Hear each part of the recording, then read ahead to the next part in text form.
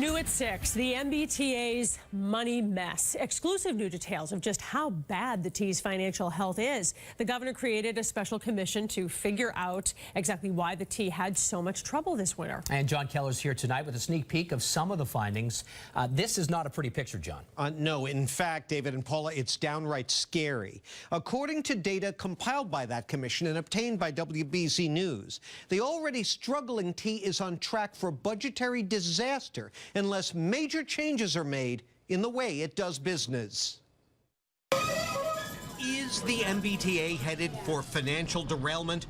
In a hurry, according to a draft of the Special Commission analysis. The study found that T expenses have been growing by 5.25% a year, twice the inflation rate, even before you include the costs of servicing the system's massive debts. Meanwhile, revenues have grown at less than half that rate, in part because T passenger fares only cover 39% of the system's operating costs, tied for last among 8 big city systems reviewed by the Commission, well behind systems in London, San Francisco, and New York. And while paying customers are key to the T's fiscal solvency, the report claims ridership here is, quote, unevenly measured and receives insufficient emphasis from T management as a revenue source. What's the bottom line? The Commission calls the T's financial structure unsustainable and notes that without recent increases in state aid, it would be insolvent.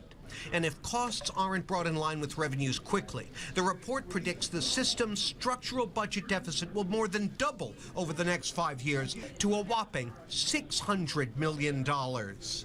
Now, the MBTA declined comment on the report's findings. So is this looming budget disaster an argument for more spending on the T as well as better financial management? Well, while some may draw that conclusion, Governor Baker and top legislative leaders have said they want reforms first. And other recent reports of widespread absenteeism by T workers and the system's failure to spend allocated funds on upgrades certainly won't help the case for more revenue.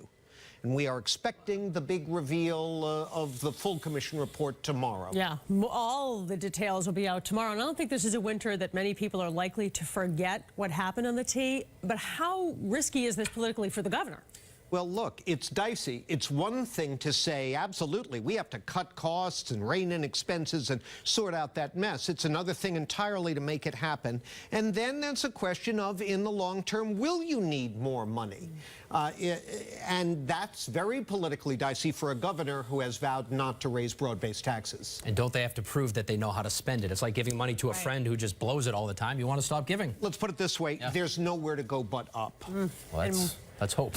More to come tomorrow. Yeah. John Keller, thank you.